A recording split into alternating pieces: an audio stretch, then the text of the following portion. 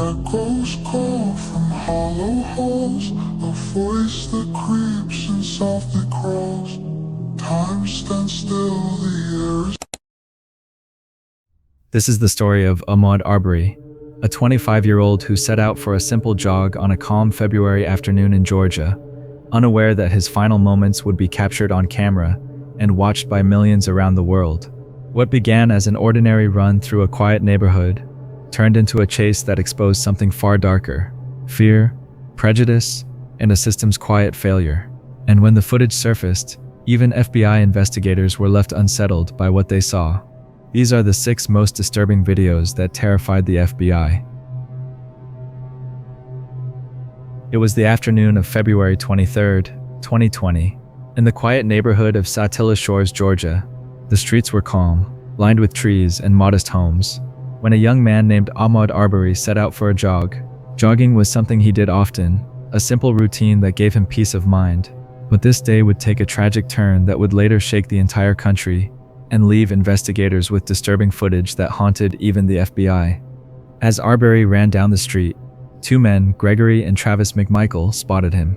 Gregory was a former police officer and investigator, while his son Travis was carrying a shotgun.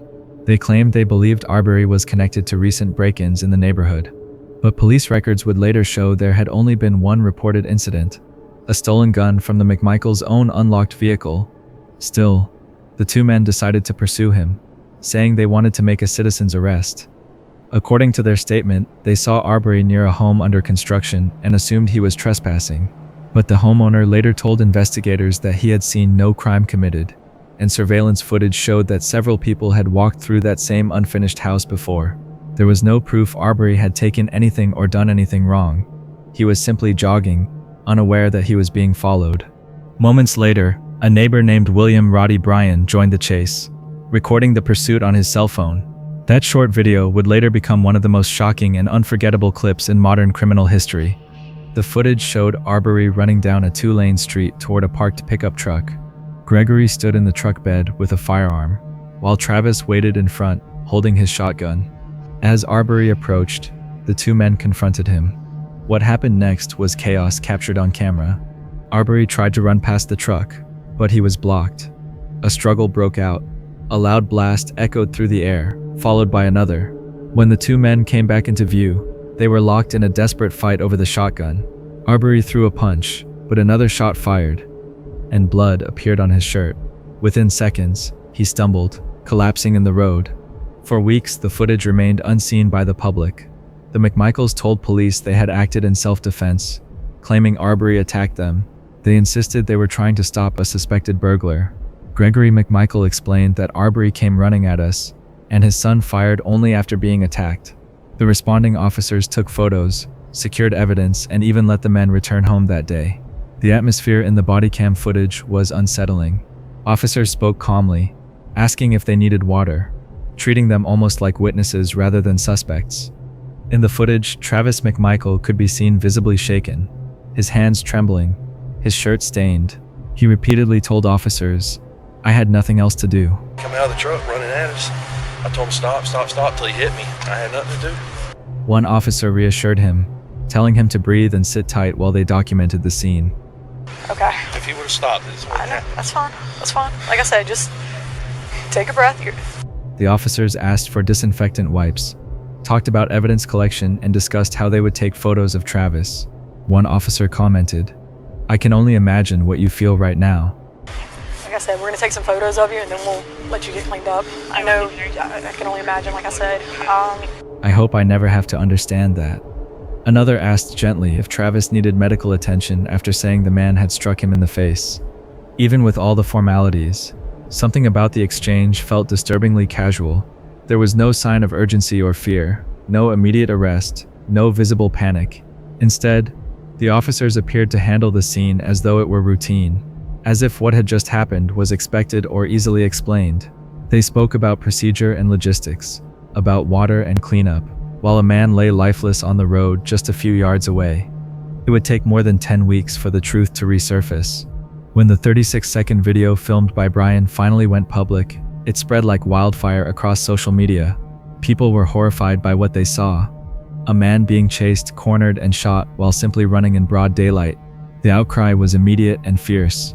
Protesters demanded justice, questioning how such a case could go untouched for so long. Under intense national pressure, the Georgia Bureau of Investigation finally took over. The two McMichaels were arrested, followed by Brian. Prosecutors reviewed every frame of the footage, piecing together what had really happened. The evidence suggested Arbery had committed no crime. The only thing he had done that day was go for a run in his own community. What made this video so disturbing to federal investigators was not just the violence but the apparent normalcy surrounding it. The calm tone of the officers, the lack of shock, and the delay in justice revealed deep cracks in how certain cases were handled and exposed systemic failures that allowed such an event to go unpunished for months. The clip became one of the most analyzed pieces of evidence in modern American law enforcement history, prompting a nationwide conversation on racial profiling, policing, and accountability. In court, the McMichaels' claim of a citizen's arrest collapsed under scrutiny. Georgia would later overhaul that very law, recognizing how easily it had been misused. During the trial, the chilling body cam footage and the cell phone video became central to understanding how the tragedy unfolded. Jurors watched as officers interacted with the suspects, listened to their explanations, and observed how evidence was gathered or overlooked. Ahmaud Arbery's death would come to symbolize more than a single act of violence. It represented a moment when the world was forced to confront the reality of modern injustice caught on camera. For investigators, the footage was both evidence and haunting proof of how quickly ordinary moments can turn fatal, and how the truth sometimes takes far too long to be seen. Before we go any further, I just want to ask you for a small favor. If you're enjoying the video so far, please give it a like. And if you haven't subscribed yet, now's the perfect time. We are pushing to hit 200,000 subscribers before the year ends. It feels impossible, but I know we can achieve it together because your support has been unreal. I know you'll subscribe, so without wasting more time, let's get back to the video. On the evening of March the 15th, 2025, an ordinary night in Illinois took a dark turn when a mother made a discovery that would change everything. While setting up her teenage son's new phone, she noticed that his old text messages had synced through iCloud. At first, it seemed like harmless chatter, but the deeper she looked, the more unsettling the messages became. They were filled with intimate expressions of love and affection, the kind of words no parent should ever see coming from a child. And the messages weren't between friends or classmates. They were between her son, whom we'll call Connor, and his 30-year-old special education teacher and soccer coach, Christina Formella. The texts spoke of secret meetings and whispered confessions. Lines like, "I love you so much, Mama," and "I love being with you," hinted at a relationship that had gone far beyond professional boundaries. The mother's heart must have stopped as the realization set in. This had been going on for nearly 2 years. By the next morning, March 16th, Formella's world began to collapse. Police officers arrived during a traffic stop as she sat beside her husband in their car. The body cam footage shows the moment she's told she's part of an ongoing investigation. Confused and scared, she repeatedly asked if she was in trouble, her voice trembling. Can I ask you Of course, yeah. It's not, like I said, it's not my investigation. Obviously, we're here for a reason. So go ahead and turn around for me. When the officers placed her in handcuffs, she said she felt sick and might throw up. Her fear was palpable, but so was the gravity of the accusations that followed. That day, she was taken into custody, and the case that would stun the quiet community of Downers Grove began. To understand the shock, one must look at who Christina Formella was before this. Born on December 29, 1994, she had built a life dedicated to helping others. She studied at Concordia University in Chicago, where she earned her teaching credentials and met her future husband, a baseball player. The two married in August 2024, just months before everything unraveled. By all accounts, she was seen as kind, passionate, and respected by her colleagues. She worked as a special education teacher at Downers Grove South High School, helping students with learning challenges. She even volunteered as a soccer coach, earning the trust of students and parents alike. But behind the polished image was a hidden reality. The student she allegedly targeted, Connor, was in her care academically and athletically. As a young teenager in need of support, he had come to rely on her guidance. What began as tutoring sessions and sports mentoring gradually evolved into something far more troubling: Court documents later revealed that their communication started innocently through the school's official messaging system, but soon, it shifted to private texts and late-night chats. Prosecutors would later describe Formella as manipulative and controlling. She reportedly used her authority and trust to build emotional dependence, messaging him constantly, and even encouraging him to disable his phone's location settings to keep their conversations secret. To anyone watching from the outside, it would have seemed like a caring teacher helping a struggling student, but to investigators, it was the early stage of calculated grooming. The relationship reportedly turned physical in December 2023. According to court files, the first incident happened in her classroom during what was supposed to be a tutoring session. The door was locked. From that point on, their encounters became frequent, around 50 over the course of nearly 2 years, most of them during school hours. The texts recovered later showed an emotional hold that went beyond anything appropriate. In one message, she professed her love for him and said their brief time together that morning had been perfect. Another read like a declaration of devotion. Even while on vacation in Italy with her husband, she was allegedly messaging Connor, complaining about her marriage and fantasizing about a future that could never exist. Investigators also found a series of personal notes on her phone, what prosecutors called a memoir. In them, she wrote about jealousy, heartbreak, and feeling betrayed, using words that matched the tone of the text she'd sent to Connor. One entry read, "We will never ever be together again. I'm not a second choice." It painted a picture of obsession, confusion, and emotional turmoil. When Connor's mother stumbled upon those synced messages in March 2025, she immediately contacted the Downers Grove Police Department. The ensuing investigation uncovered dozens of incidents, stretching back to early 2023. Connor initially admitted to only one encounter, but as detectives gained his trust, he revealed the full extent of what had happened. Formella was arrested on March 16th, facing multiple felony counts. In court the following day, she stood before a judge as prosecutors requested that she remain detained, describing her as a danger to the community. But the judge released her under strict conditions. She had to wear a GPS ankle monitor, surrender her passport, and avoid contact with minors or the school grounds. In May, a grand jury returned 52 additional charges, bringing the total to 55. Each one carried heavy penalties, some with mandatory prison terms. If convicted on all counts, she could face up to 60 years behind bars. Throughout it all, Formella maintained her innocence. Her defense portrayed her not as an abuser, but as a victim of a student's fixation. She told investigators that Connor was obsessed with her, that he accessed her phone and sent incriminating messages to himself. She said the notes in her phone were about her husband, not the student, yet prosecutors pointed to overwhelming evidence that contradicted her claims. The messages, the timestamps, and the consistency of details all aligned with the student's story.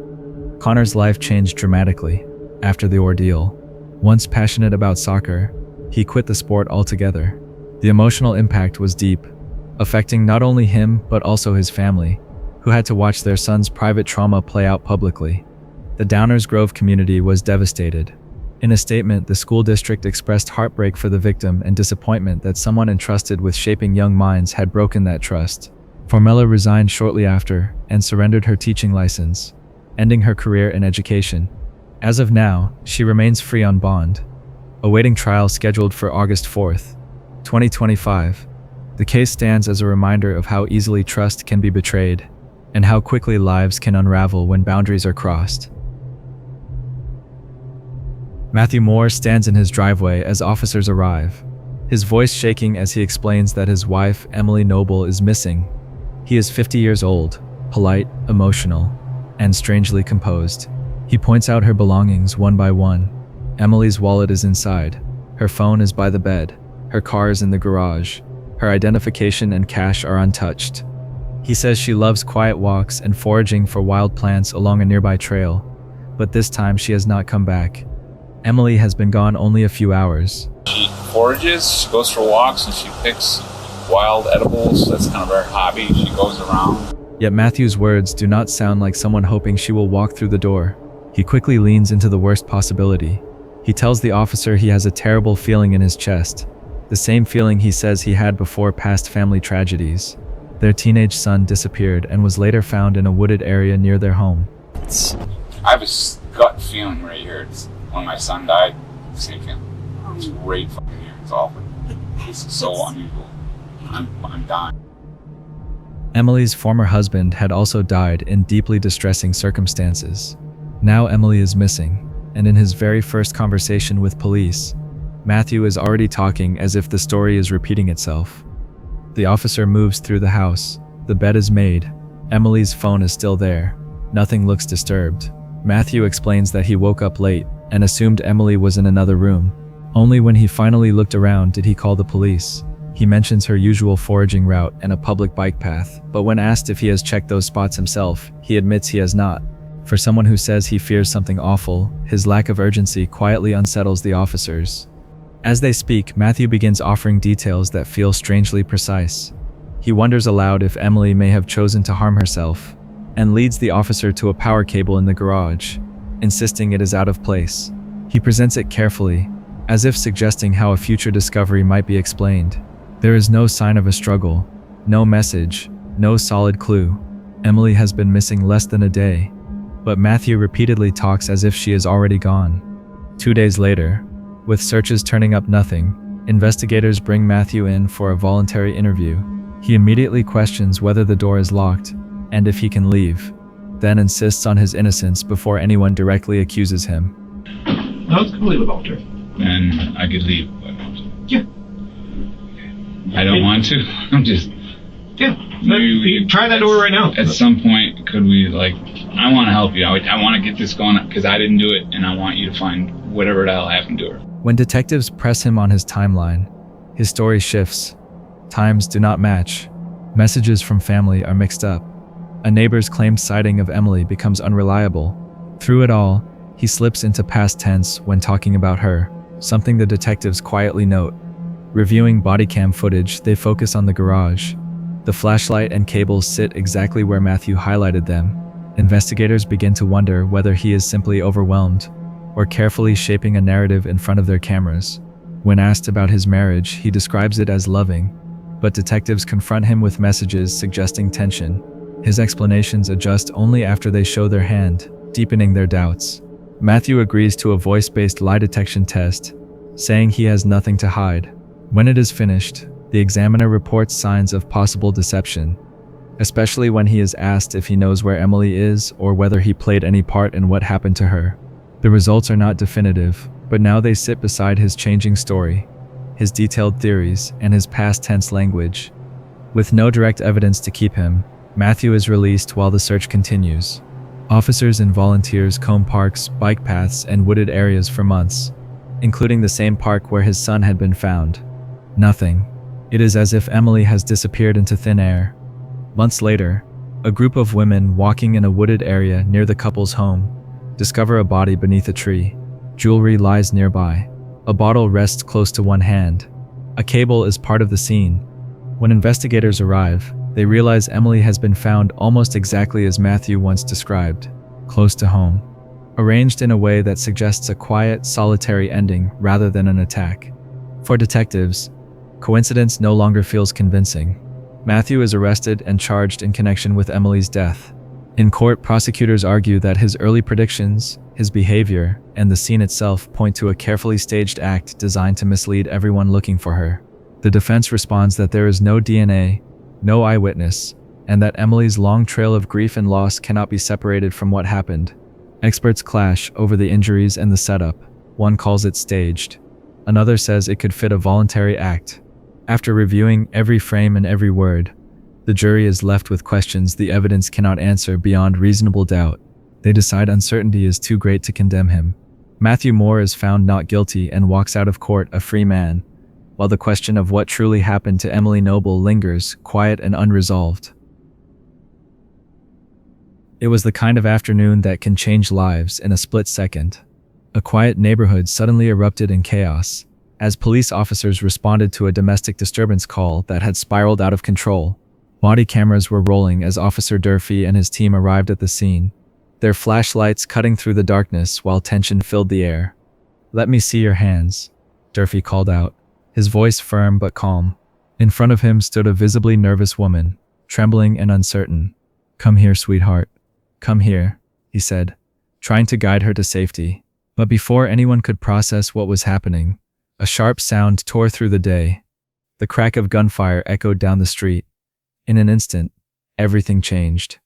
Durfee stumbled back, his camera jolting violently as panic swept through the officers. "He's been hit," someone shouted. The scene became frantic. Officers scrambled for cover, calling out to each other, their voices breaking between shock and urgency. "Stay with me, it's okay," one officer reassured Durfee as they tried to keep him conscious. "Where are you hit?" another asked. "My right leg," Durfee managed to reply, his breathing heavy as adrenaline kicked in. The next few moments were chaotic. Sirens wailed in the distance as dispatchers were alerted that an officer had been shot. Body cams captured officers rushing to drag Durfee to safety, while others scanned the area for the suspect. Somewhere nearby, the shooter had fled, and the threat was still active. Inside one of the houses, Officer Marks's camera captured the desperate search for the gunman. "Let me see your hands, come here," he shouted as he moved from room to room.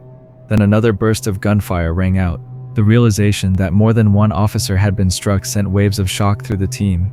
Even through the chaos, their voices carried a tone of fierce determination. They weren't giving up. Marks crouched behind a wall, radioing in updates. The camera shook as he called for medics and tried to check on his wounded colleague. The sound of heavy breathing filled the silence between commands. "We've got one suspect inside." The other ran out, an officer reported, his words quick and clipped. The scene was turning into a manhunt.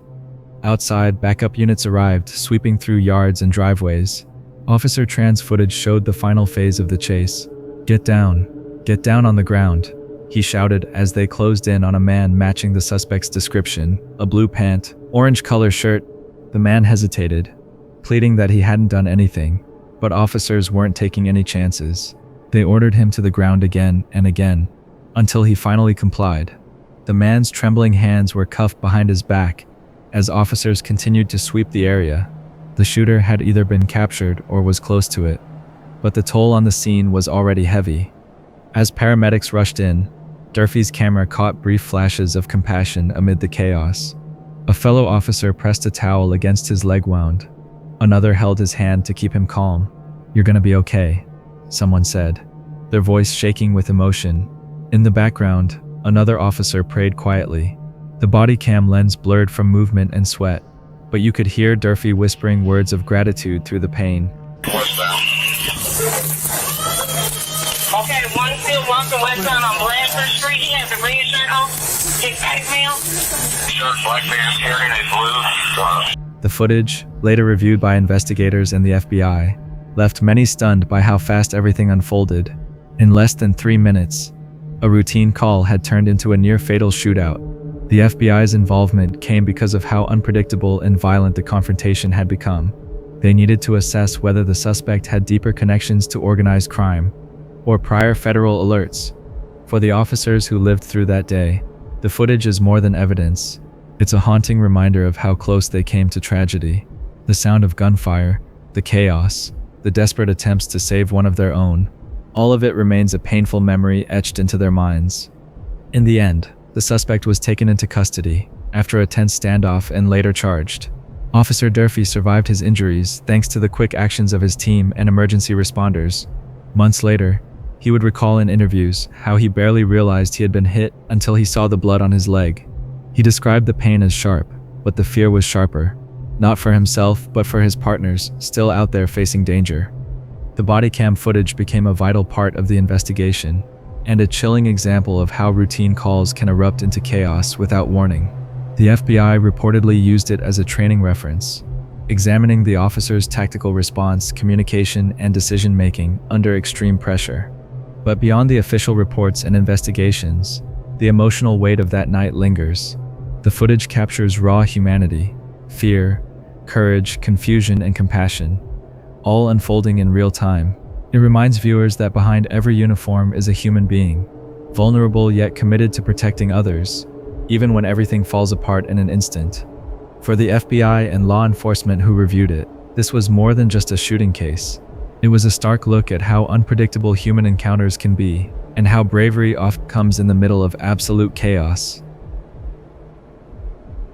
On the evening of July 4th, 2025, the festive air of New Jersey was still alive. After the fireworks show had ended, families were heading home, couples were laughing, and the streets buzzed with the soft echo of celebration. But in one quiet parking lot, police officers noticed something unusual. A heated argument breaking through the summer night air. When they got closer, they found a man and woman, visibly intoxicated, caught in an argument that started small but quickly spiraled into chaos. The man told the officers they were having a confused discussion about who lived in a nearby house. The woman's words stumbled out as she tried to explain that her husband had spit in her face.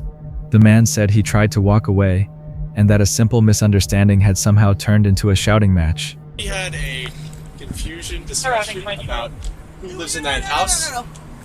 Okay. He spit in my face. I tried to walk away several times. I made a gesture at him and he got so offended, so...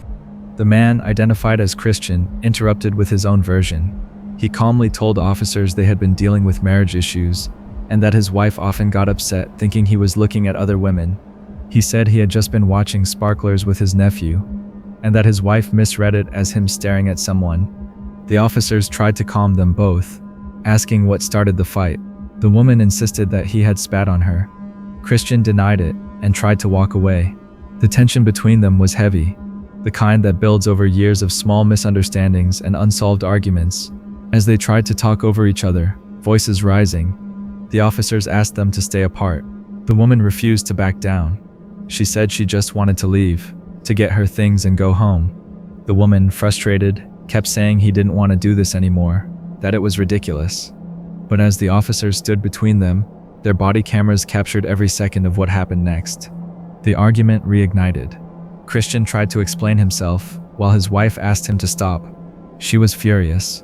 Officers warned her that she was about to be detained if she didn't calm down. She kept saying she didn't do anything wrong. Tears mixing with anger, she insisted she hadn't screamed or cursed, that she only wanted to go home. But as the officers reminded her that she wasn't free to leave yet, her frustration grew. She tried to walk away, saying she would get an Uber. The officers stopped her, telling her she couldn't go because there was now an active investigation for possible assault. Huh? Why are you following me? Because I told you you're not free to go. You have to tell me why, because when the Uber comes... Why? You're not getting in it. For what? Because you're currently under investigation for possibly assaulting him. Christian had a visible injury on his arm. That was the breaking point. The woman snapped, saying she can't be detained. The officer warned her again, telling her not to walk away, but she didn't stop. Moments later, the officers decided to detain her. What happened next was captured entirely on camera. She resisted, yelling as officers tried to hold her still. "What are you doing?" she screamed as they placed her in handcuffs. Come here. You're under arrest. Don't resist the issue. Yep. Christian, watching nearby, tried to intervene, asking the police to stop. He told them that she shouldn't be arrested, that it wasn't that serious, but it was too late. The officers told him it wasn't up to him anymore. The woman begged to talk to her husband, asking through tears for just one more minute before being placed in the patrol car. As the officers put her in the car, the argument continued. Not between the couple this time, but inside the patrol car and beside it. Christian told police he had been accused of looking at someone during the fireworks. He said he walked away for 20 minutes to calm down, but when he came back, the fight started again. He admitted to spitting at her during the argument, something he said happened out of anger, not intention. Then he claimed she cut him while trying to grab him. His arm was now bleeding. According to him, this wasn't the first time things had gotten physical. "I have scars all over my body from stuff like this," he confessed, showing his arm. "All I wanted to do was go home to my parents."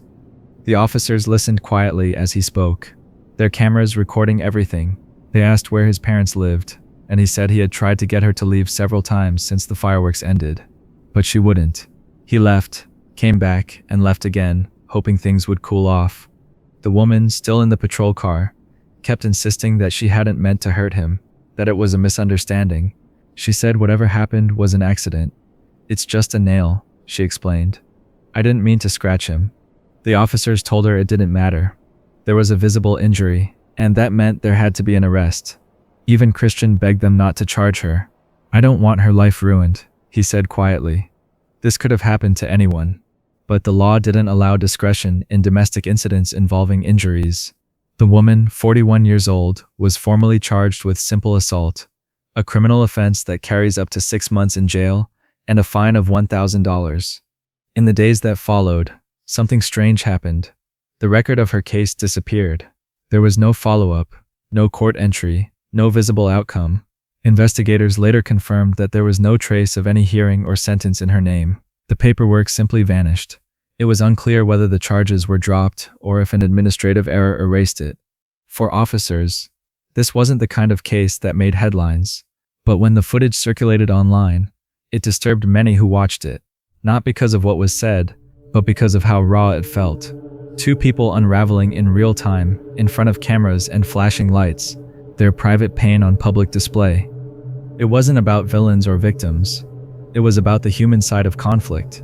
A marriage breaking down in the middle of a parking lot on a night meant for celebration.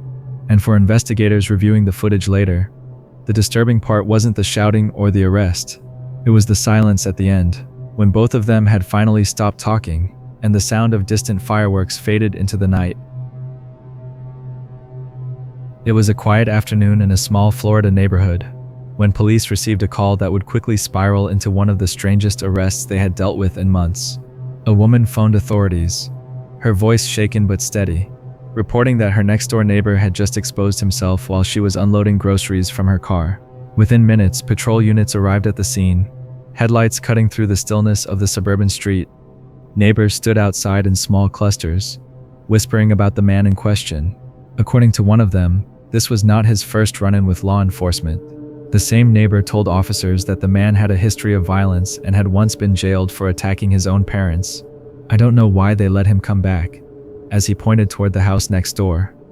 Did he go back inside? I guess. Okay. But he's beat up his parents and shit, and they put him in jail and all this shit. I don't know why they let him come back, but... What did you see? Did you see I didn't see it. When officers knocked on the door, the man's parents answered.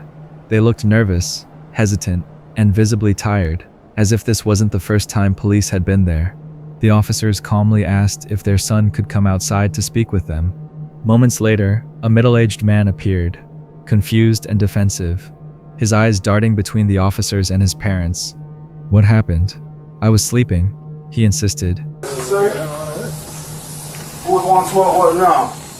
Hi. Whose heart is beat? What happened? About what? I'm sleeping. You were sleeping? The officers tried to keep things simple, explaining that they were just there to ask a few questions about an incident that had occurred about 10 minutes earlier. But instead of cooperating, the man grew erratic, answering questions with riddles and throwing out strange, unrelated remarks. "Who said something happened?" he demanded. "What time was that? How could you tell?" What happened like 10 minutes ago? Did something happen with your 10 neighbors? minutes ago. I don't know, something with your neighbors. I don't know. What's 10 minutes ago? Approximately 11:45. So how could you tell? Huh? How could you tell? The officers kept their voices calm, asking again if he had been outside earlier that night. He stared at them blankly, mumbling about truths and lies, asking them why they were dragging the truth out of him. At that point, it was clear to everyone that something was off. His speech became disjointed, his thoughts scattered, and the more the officers tried to help him explain, the more agitated he became. When one officer told him they just needed to clear things up, the man asked, "Whose right are you trying to arrest here?" He started rambling about police cars, trucks, and even his stepfather smoking inside the house. His behavior was erratic, a mix of paranoia, confusion, and anger. Then, as one of the officers gently asked him to step outside, the situation suddenly changed. The man refused, raising his voice and backing away. "No," he said firmly, "I'm not going anywhere." At that point, the officers made the call to detain him for everyone's safety. "Turn around and put your hands behind your back," one officer instructed. But instead of complying, the man's panic surged. "Where am I going? To jail?" he asked, disbelief spreading across his face. "You're going to arrest me already?" Where am I going? To jail. You're gonna arrest me already? Yep. When they confirmed, he began pleading, saying, "I don't want to go to jail. Last time they tried to take my life out there." His mother watched helplessly from the porch as her son continued to resist, alternating between anger and desperation. "Mom, you have the right to release me," he shouted. "Mom, why would you do this to me?" Officers maintained control but kept their tone steady. telling him to calm down and walk with them. He eventually complied halfway, still muttering incoherently about being framed, about truth, and about wanting to see his book, an object he clung to as though it were evidence of his innocence. When one officer tried to take it from him for safety reasons, he refused to let go. "Let go of it," the officer said. "No," the man replied, gripping it tighter. After a short struggle, officers safely retrieved it and led him toward the patrol car. Even as they reached the vehicle, he continued questioning everything. "What's the charge? On who? Whose right is this?" he repeated over and over, as though caught in a loop. Officers told him calmly, "You're under arrest for exposure," but he wouldn't accept it. "There was no crime," he said. "You can't take me to jail for nothing." He pleaded instead to be taken to a mental health facility, insisting he needed help. "I'm having a nervous breakdown right now," he said, his voice breaking slightly. Hey, can I give this back to your mom? No, I want to go to Circles of Care. That's not Well, I have a nervous breakdown right now. But the officers had no authority to make that call on the spot. "You can be evaluated at the jail," one of them explained, trying to reassure him. In the end, despite the chaos and confusion, the man was safely taken into custody. Authorities later identified him as William. After a full investigation, he was charged with the exposure of sexual organs, a first offense, as well as resisting arrest. In court, William was found guilty on both charges. The judge sentenced him to 6 months of county probation and 90 days in jail, with 32 days credited for time already served.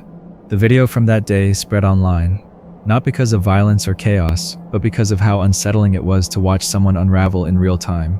His behavior reflected not just guilt, but a deep confusion, a window into a mind struggling to hold on to reality. For many viewers, it wasn't anger they felt while watching, but pity, a sense that this was less about crime, and more about someone whose life had quietly fallen apart long before the police ever knocked on that door. In the end, the case was closed and the neighborhood returned to normal. But for those who witnessed it, the woman who made the call, the officers who showed restraint and patience, and the parents who could only watch, it was a reminder of how thin the line can be between everyday life and a situation spiraling out of control. And that brings us to the end of this episode. If you found this video informative, make sure you hit that subscribe button and turn on notifications so you never miss what we drop next. We cover stories like this almost every day, and trust me, you don't want to be left behind.